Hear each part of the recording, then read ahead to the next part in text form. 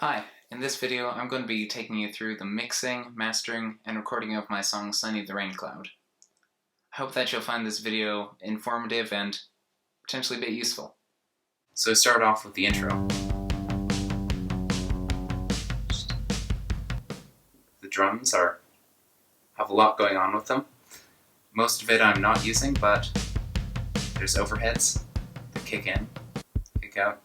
I'm just kind of utilizing the fact that I'm using programmed drums and just using everything to make them sound as real as possible. There's an isolated hi-hat track. Of course there's no hi-hats to this part, but a little bit later on. You can hear that's very sort of bright. There's various sub categories within the drums. There's this which is a little bit of crunch, it's very distorted. Here's what refers to as the pump. It's really overcompressed, just snare and kick. And just together it all sounds like this.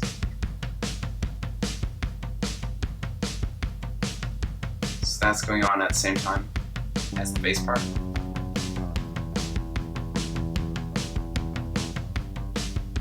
I have a compressor to raise the volume and sort of give them a bit more attack, channel EQ to make it a bit more bassy and exciter, just get a bit that pick attack to it. Just add some upper harmonics. And so then it's this part where the guitars start to come in.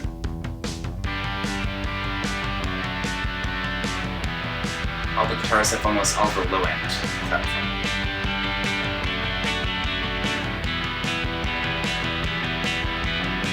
Then the lead parts come in. Just hard pan left. And has most of the low cut off of it, the clarity. Vocals and the other lead part.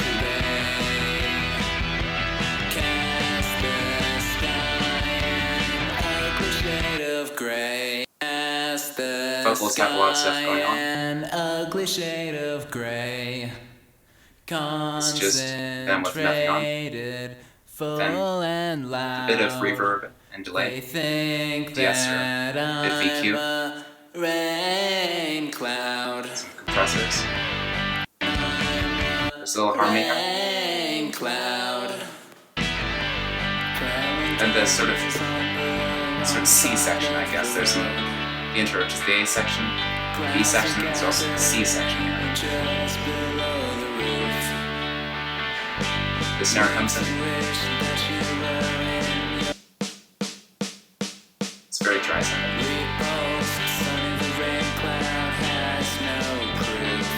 The drums doing it, bass is an interesting thing here.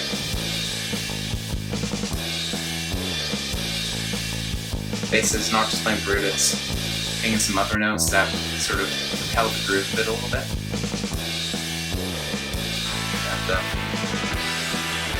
And just sort of a one hit, hit, strum, hit, hit, strum. Then also, about this time I was really into this song by God by Voice. It's called I'm a Tree. It starts off with a droning part. So there's this sort of just droning single note, very high on the fretboard here, which goes for pretty much the whole outro of the song. Vocals are double tracked to give them some extra thickness. Yeah, he wants to fly away. Yeah, he wants to float away.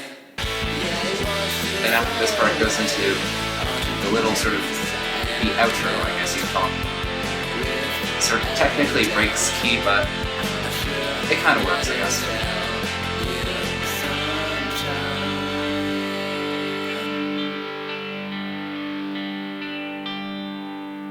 Yeah, a bit of a weird long fade out, and yeah.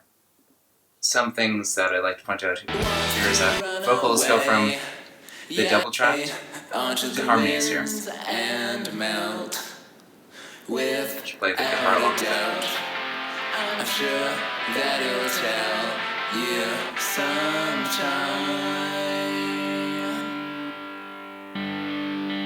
Yeah. The whole track is going through a bunch of plugins to give it its sound. So here's a bit lackluster and flat sounding without them. And the limiter, so just make sure it doesn't go overboard. Multipressor.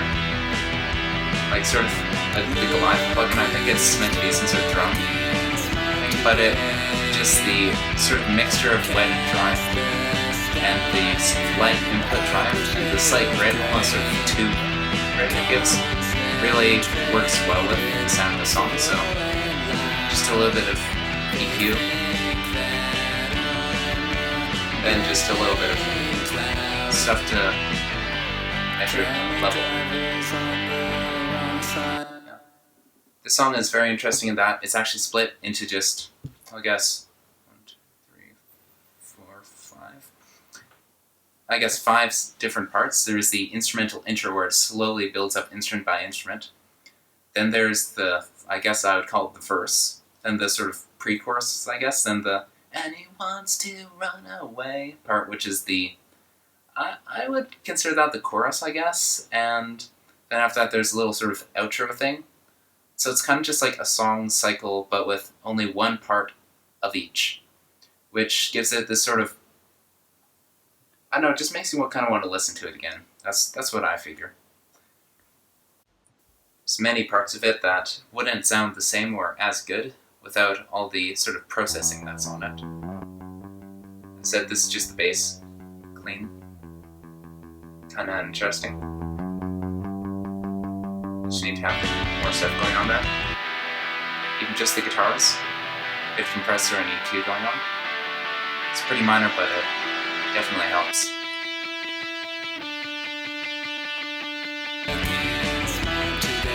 Yeah.